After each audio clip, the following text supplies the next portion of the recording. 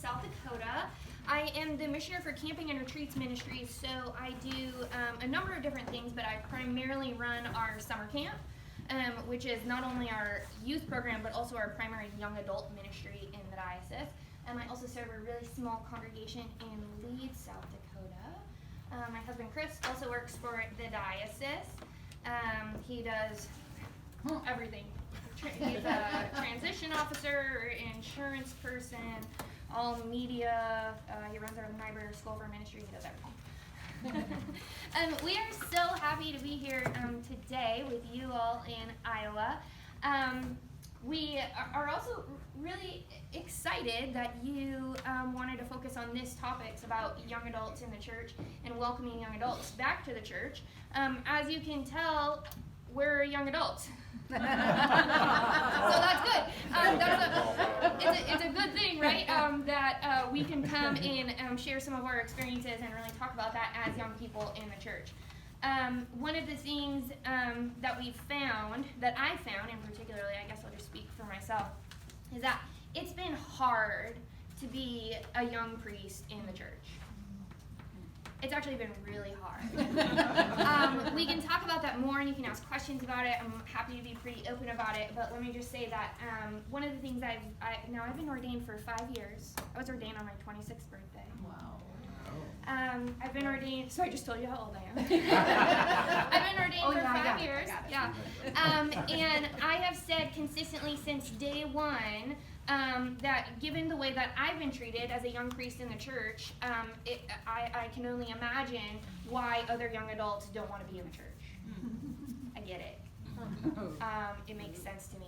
We can talk more about that and have some things to share with you about that in a minute. But I'm going to turn it over to Chris so that he can share with you some statistics and some information before we really get going here. Right. All right. So I've talked with my hands a lot, so I'll put this in my I pocket. think that's just for the recording, isn't it? Yeah. Yes, it is. So, a couple months ago, seems like years. A couple months ago, the Episcopal Cafe on Twitter tweeted out this data from the Pew Forum on Religion, and it said that the Episcopal Church is beating breakaway Anglican groups in terms of youthfulness. I remember seeing that and thinking, okay, well, great that we're competing like that. Like, way to have that kind of one-upsmanship. That's really talking about the unity of the body of Christ. But also, I remember looking at the actual information and thinking, the median age of breakaway Anglican groups is 57, and the median age of the Episcopal Church is 56. Now, what they didn't say in that tweet was the only reason why that median age broke out that way is because we have slightly more in the 50 to 65 category, and they have slightly more in the 65 plus category. It had nothing to do with actually how young people below 50 were in the church. And so that's one of those pesky things about median age.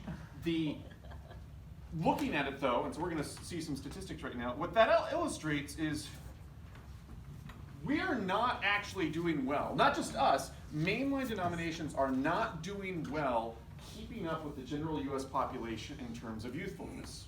I don't think that that's going to be a surprise to anyone, but it can be illuminating to actually see the data. And so I chose the United Methodist Church, the Episcopal Church, the ELCA, Catholics for a reason I'm going to talk about in just a second, and then the general U.S. population, just to give you the age distribution. So this light blue is 18 to 29 age. That's 18 to 29 years old, which, as an important definitional point, we often talk about young adults. I actually prefer to use the term emerging adults, following Christian Smith from the book Souls in Transition. It does a better job of actually encompassing sort of the transitional period that 18 to 29 category fills. And we often talk about the young adults or emerging adults as being this category from 18 to 35. I think that's some padding on our part so that we can actually feel better about ourselves. Most sociological surveys are going to look more at 18 to 29 as actually young adults. So we are young adults according to the church, not according to the world out there. We just scooted out of that. Welcome. So again, we'll use those terms emerging and young adults interchangeably, but there's good reason to actually use the term emerging adult more often. So okay, so that light blue is 18 to 29. The medium blue is 30 to 49, and then the two darker blues are 50 to 64 and 65 plus. As you can see, the general US population is weighted not pretty heavily, but it's weighted significantly more on the 18 to 49 side. The ELCA, the Episcopal Church, and the United Methodist Church are not. That's why you get that median age so much higher. The median age for the US population is not in the 50s, it's 42. That's the median age for all people in the United States. I lay that groundwork to be able to say, that's a problem, both if we think that we should be representative of the people who we are serving, which is the larger US population. Now, this doesn't apply if, say, you're in, where my parents are serving. My dad's a United Methodist minister, and he's in Fort Myers Beach, Florida. That's gonna be a pretty hard ideal to keep. So you do need to look locally and see what the people you're serving around you look like. But you really need to look at statistical and demographic data to find that out. Don't just sort of use anecdotal evidence, because if your church looks like this, you're probably going to hear a lot of these stories, not a lot of these stories.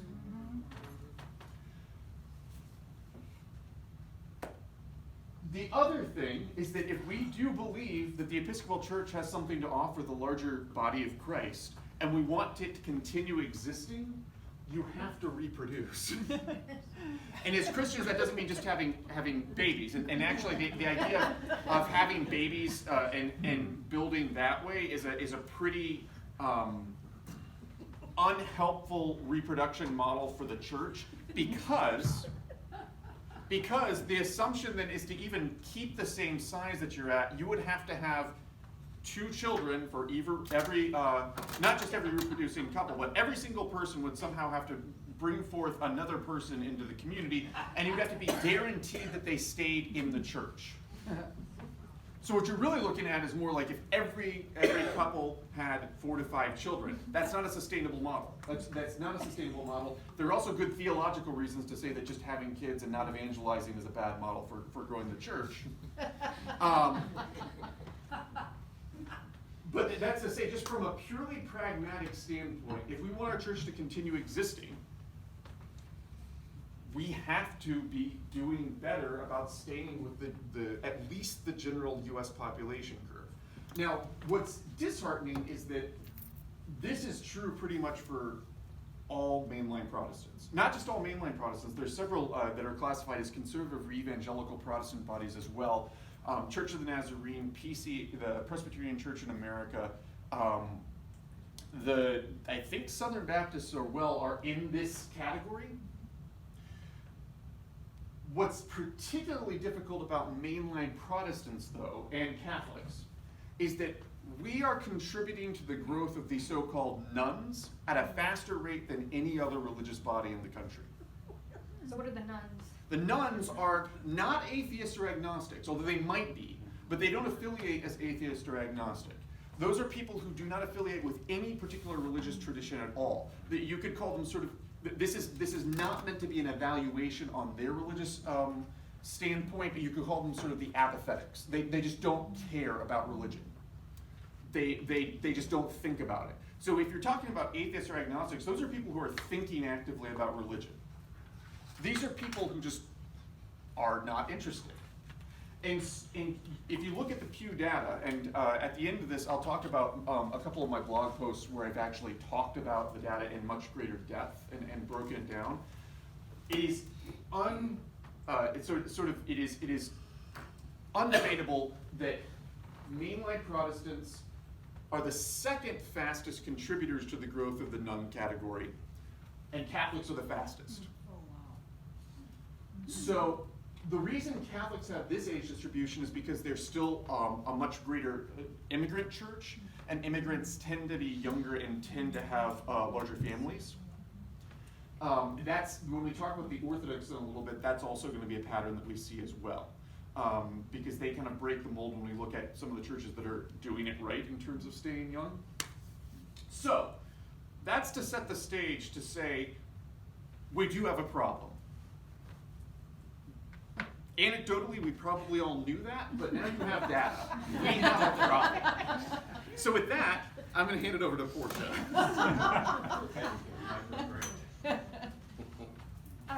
So I'm a priest, right? So it's my job to bring you some hope. And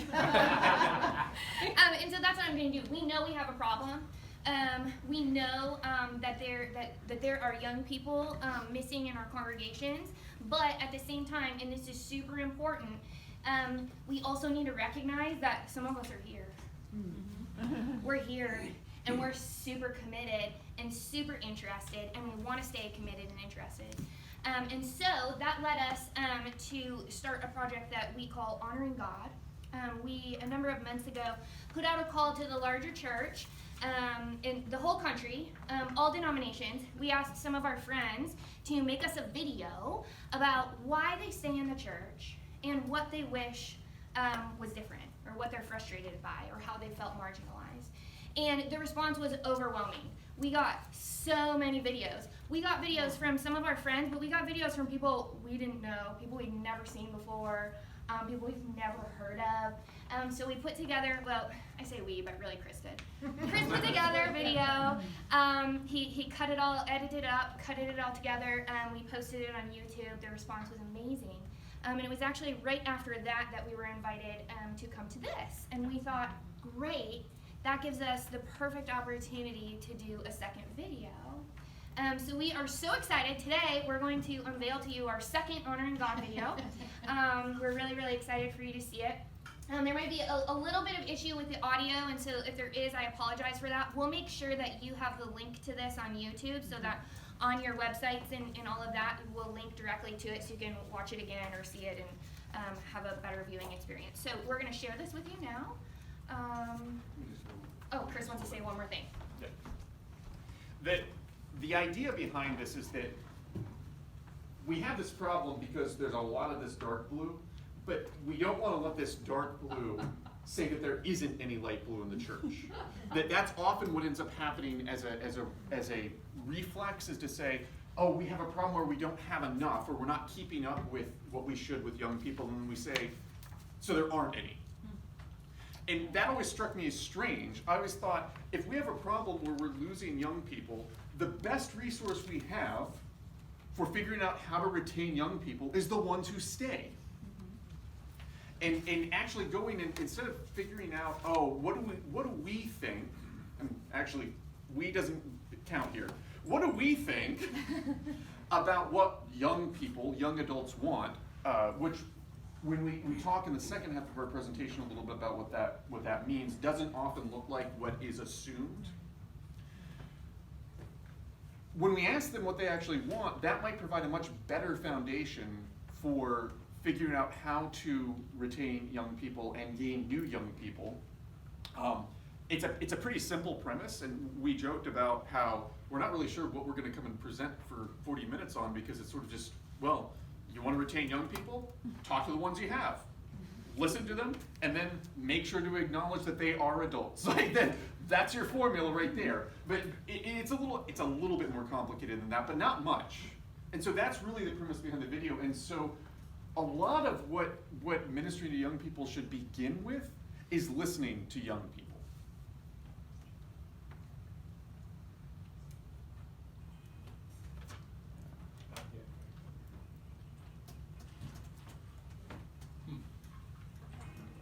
Oh, you gotta plug it Let's see if Right. it works. Other side.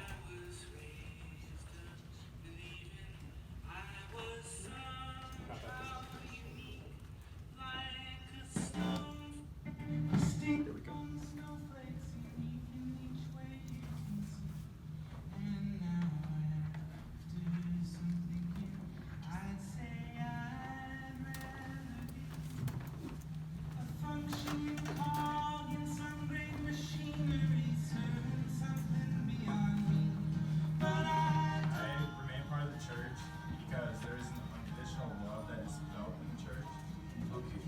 I come to church because, I praise the Lord.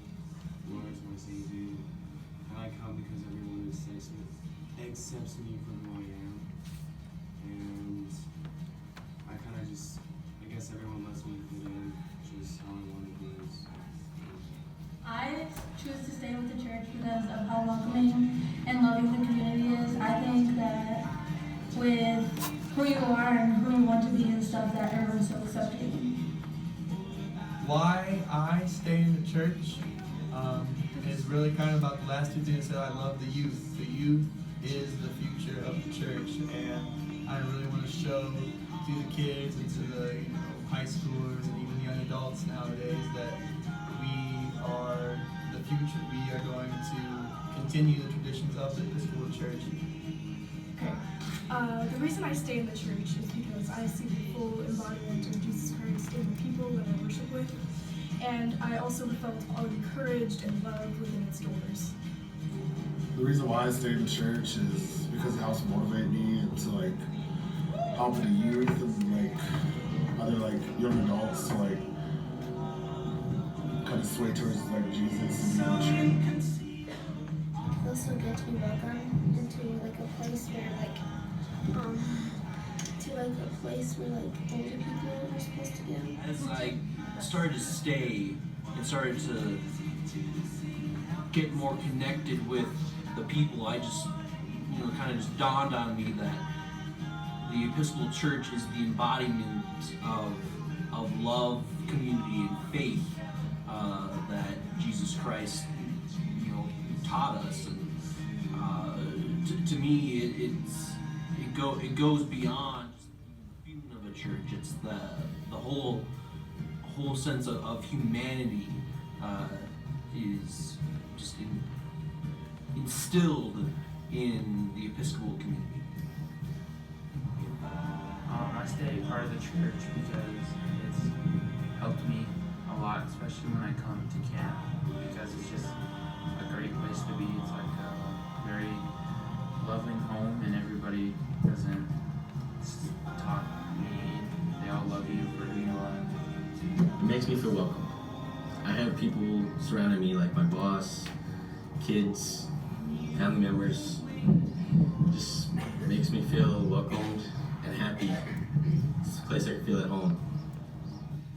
When I was growing up, there wasn't that much for opportunities for youth in the church to interact with each other, and I felt very lonely, and I felt like I was never heard. And so I stay in the church so I can connect with those kids, and I can try and help bring them a little bit more together. I stay in the church because I'm super weird, and it's really hard for me to find places where I'm accepted, and I find that I'm accepted in the church. It's really nice. I choose to continue to go to church because I believe in Jesus, and also because I believe in community. I believe that Christ is best experienced in Christian fellowship amongst one another, connecting, sharing our experiences, our joy, and our devotion amongst other people, amongst other Christians. Jesus says, anytime 2 or 3 are gathered in my name, I am present there. And to me, that's a clear call for us to get out of our homes and to come together, to connect. I choose to remain a part of the church because of community and the fellowship. Okay, so the reason I stay in the church is because I've seen and experienced the dividends of having a close support group and community while growing up, and I keep coming back because I want to be able to provide that same experience to the next generation that I had. And well, I feel like it's a part of me just because I've grown up in the church, I'm 17, and for as long as I can remember, I've been going to church every Sunday with my family. We get all dressed up, and as the years progress, I've changed and I've grown. I feel like part of the reason why I stay is because I want to see the church evolve, and I want to be part of the evolution of the church.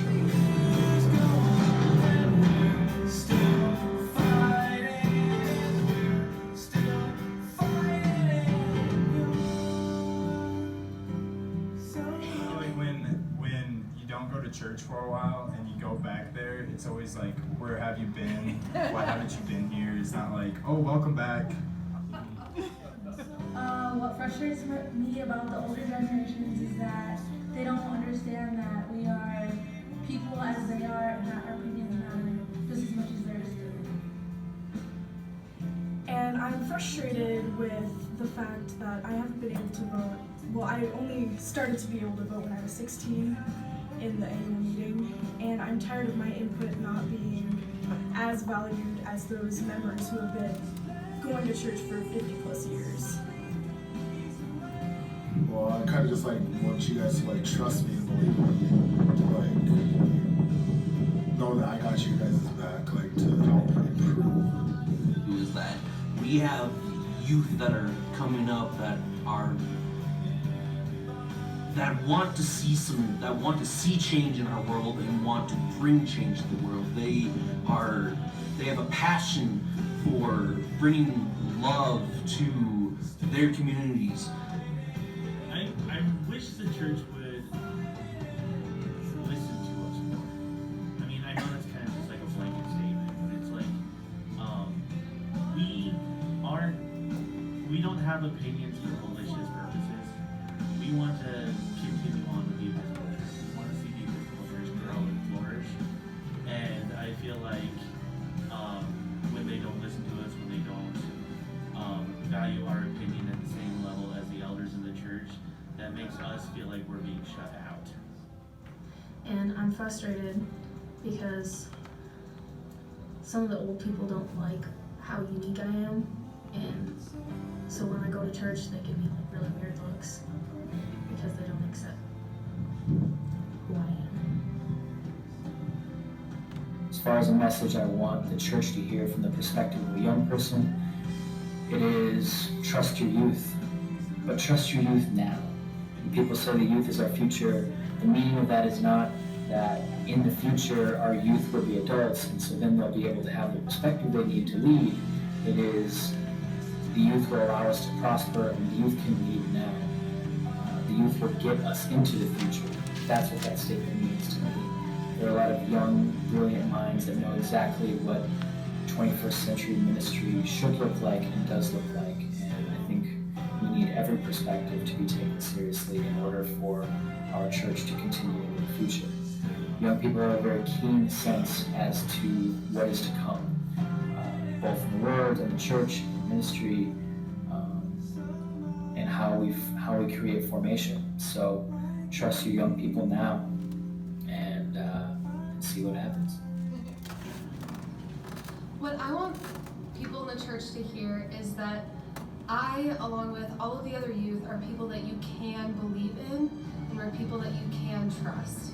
We want to continue to uphold the church. So I promise we have your back. And something I'd like the elders to know is we're not here to undermine all the hard work that you put in. My biggest frustration with the church, I feel like, is that the older people, though I understand that they're wiser and they've been here longer, I feel like they're not very open to new things or new ideals that the younger people have to bring. I feel like the older people in the church kind of shut down like my generation and the people in my age group just because we have different experiences and we have different ideals than what they grew up with, and they're not very open to the changes that we have to offer. So if I was to say anything to them, it would be, please just listen to us, please stand by us, and please support us, because it is not only you who hold the church like near and dear to your heart. We all care, and we all want to see it thrive to be vibrant in the future. That's it. New York, in a van with my friend. We slept in parking lots. I don't mind, I don't mind. I was in love with the place. In my mind, I made a lot of mistakes. In my mind,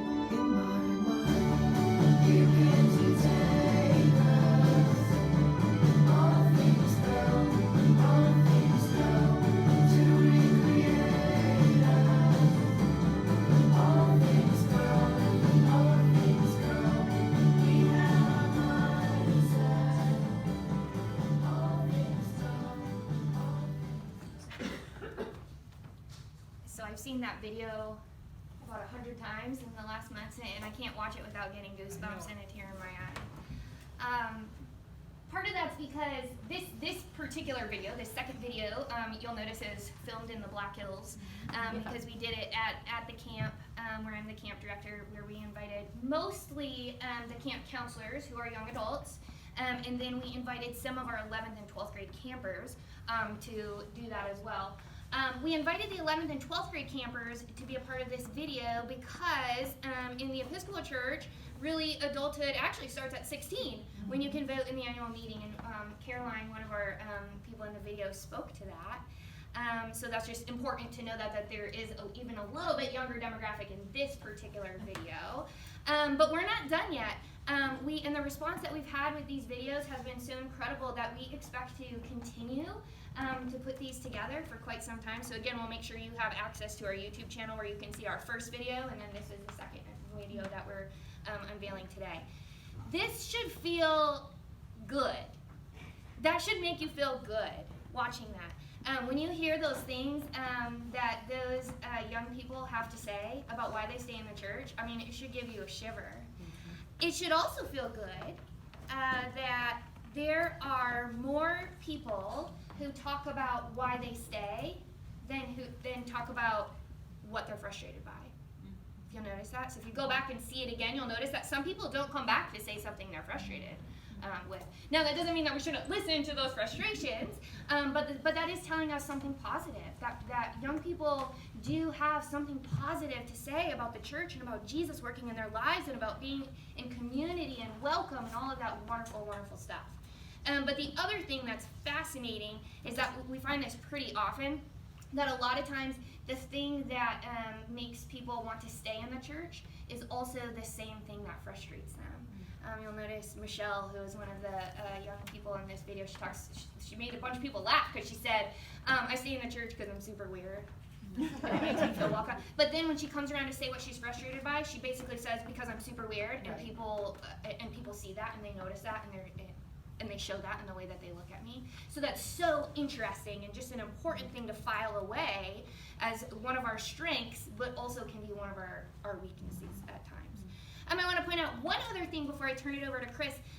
We're probably going to be running out of time pretty soon, and that is 2 of the people in this particular video are affiliated with the Diocese of Iowa.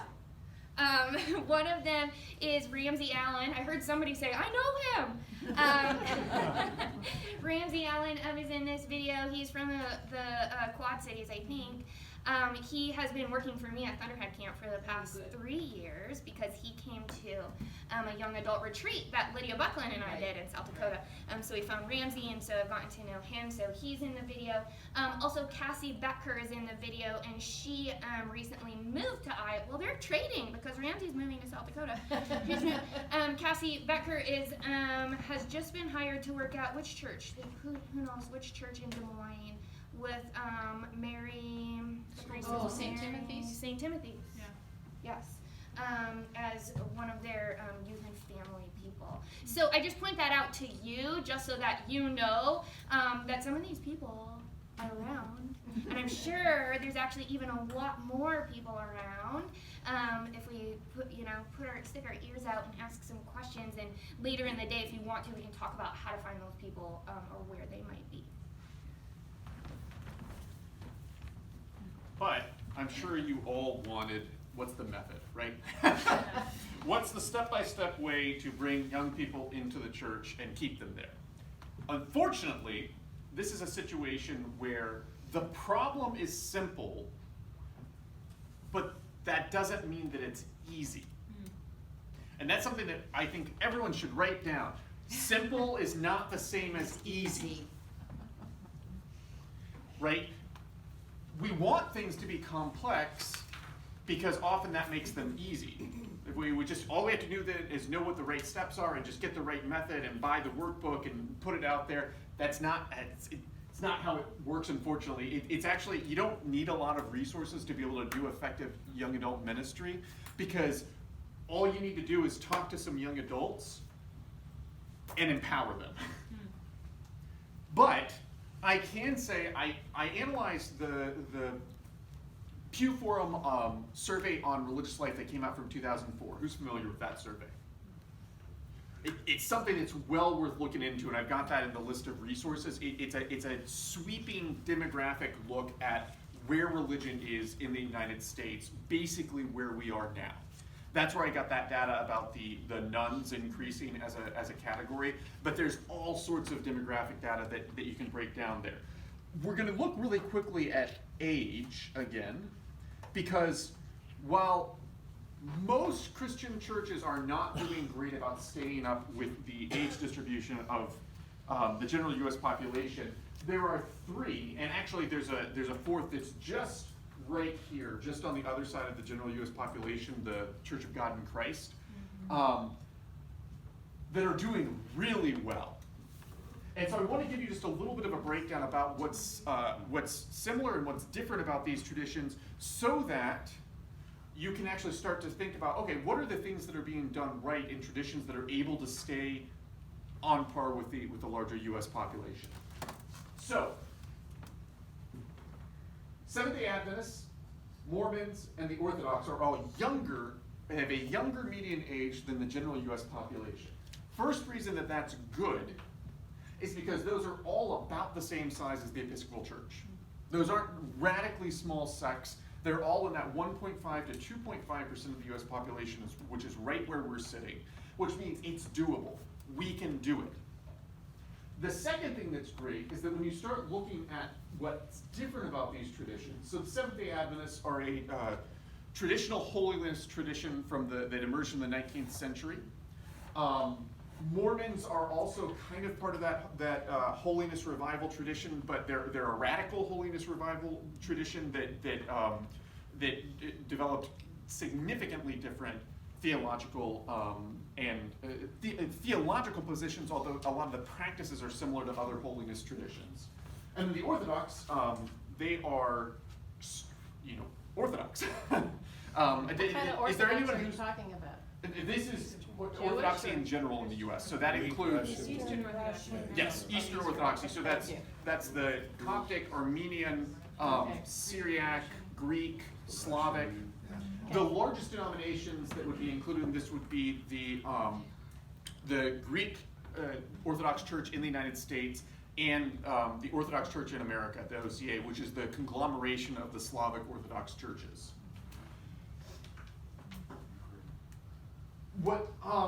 What's great about that is it shows, first of all, theological diversity. There's no one theology that's going to attract and keep young people.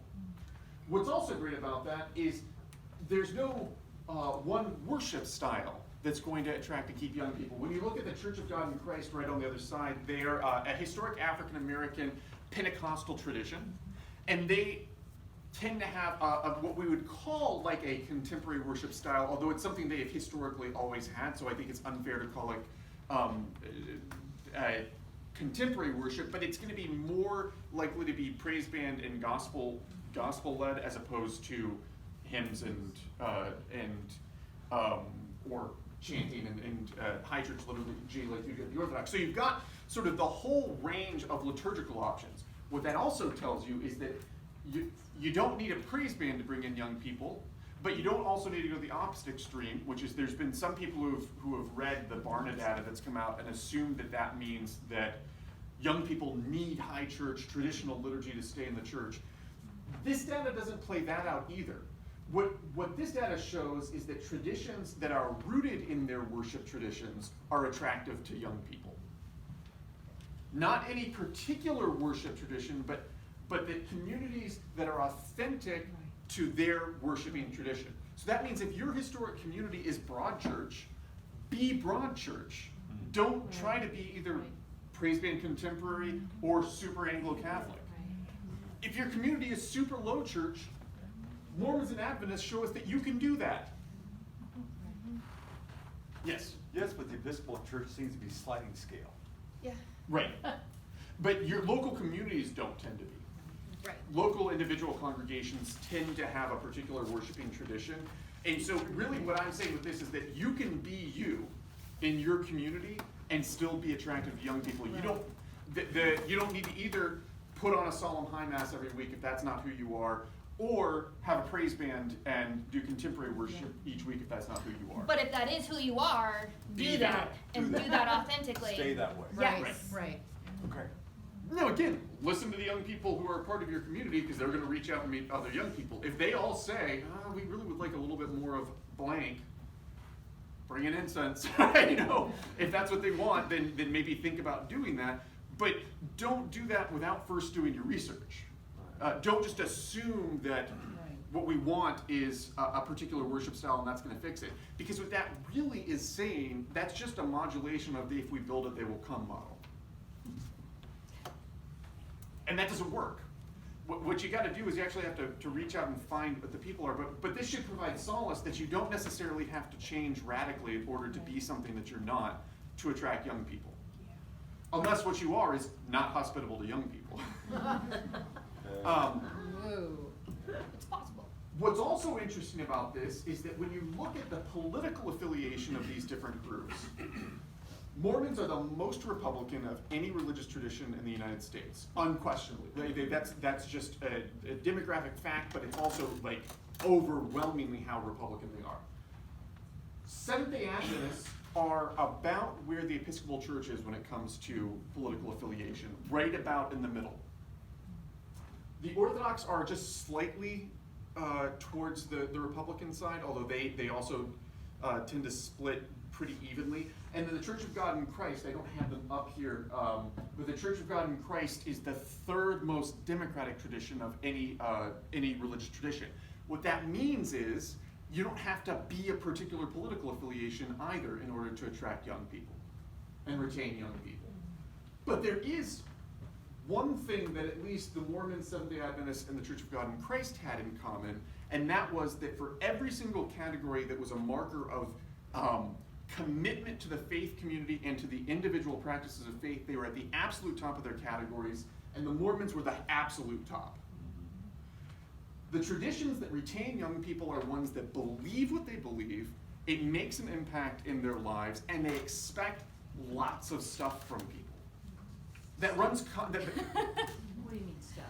like they expect people to be praying regularly, reading their Bible regularly, involved in social action, making commitments. The reason why, I think, is because if we present that what we believe isn't that important, busy people are going to say it's not that important. If we make expectations of people, they're going to say, wow, this is actually something that matters. This runs contrary to our received wisdom, which is that we're afraid that if we start expecting more and more of people, we'll drive them off. That is true if we expect things unreasonably and disproportionately. So if you expect your young people to do everything for you and they see that no one else has those expectations, yeah, they're going to feel like they're being taken advantage of and you're going to drive them off. But if they are expected to do what everyone else in the community is expected to do, are you going to lose some people? Yes. But long term, my sense is that you're actually going to gain more, and you're going to gain a healthier community of people who are committed to that same vision of action. But what that takes is it takes some faith communities willing to step out and say, we're willing to take that risk. We're willing to take that ASA bump for a little bit, or dip for a little bit while we sort of sort things out. But the long-term payoff is... Explain ASA. Sorry, ASA is average Sunday attendance. The average of how many people are in worship on a Sunday. If you start expecting more of people in your community that is not accustomed to that level of expectation, probably some of them are going to leave. There's going to be a dip probably, but maybe not. That isn't actually borne out by experience one way or the other. So that's all to say that that's the only thing that unites these youngest traditions. Orthodox are an outlier because the Orthodox actually look an awful lot like the Episcopal Church when it comes to levels of commitment. The Orthodox don't tend to attend worship much more than the Episcopal Church. They don't tend to read their Bibles more than the Episcopal Church. The sort of commitment to belief is about the same level as the Episcopal Church. But the one thing that's different about the Orthodox is that they are still 1/3 immigrant church. 1/3 of Orthodox in America is still immigrants. And you see that with Hindus, Muslims, and Buddhists, that they are the youngest religious traditions in the United States. And a large part of that is because for many of those religious traditions, that is connected to cultural identity as well. And so people who are self-identified Orthodox have a much greater incentive towards identifying that way because of a connection to cultural identity. When you actually look at the way in which national affiliation and religious identity plays out, the Orthodox have the highest correlation between national identity and religious identity. So that is to say, they have the highest correlation between saying what it means to be Serbian is to be Orthodox. What it means to be Egyptian is to be Coptic. And so you have this really strong national religious or cultural religious connection for Orthodoxy. I think that as we see Orthodoxy begin to stabilize as a less immigrant community, it's going to look more like Catholicism. It's not going to stay up here as one of the youngest traditions. That again, unless it continues to be 1/3 or more immigrant. Yep. So that's where we are with the sort of nuts and bolts of. Okay. There's the method, right? That's your method. It's not actually much more complex than that. Expect things of people. Be true to who you are. Be authentic, and listen to young people.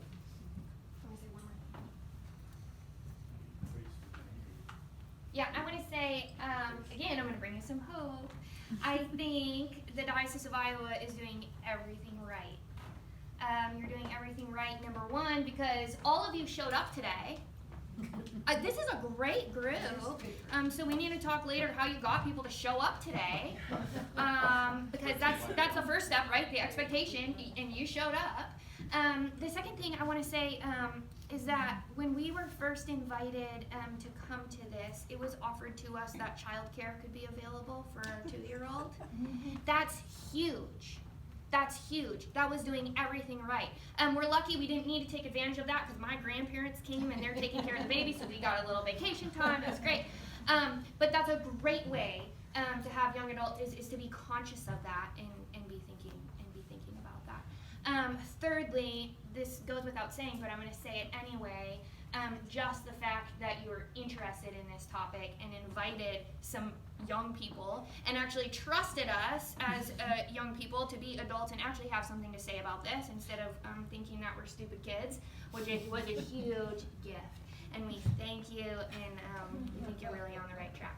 If you want to talk more this afternoon or at lunchtime or whenever about how this might play out in your local community or what you might do, we're happy to talk with you more. But thank you so much. Thank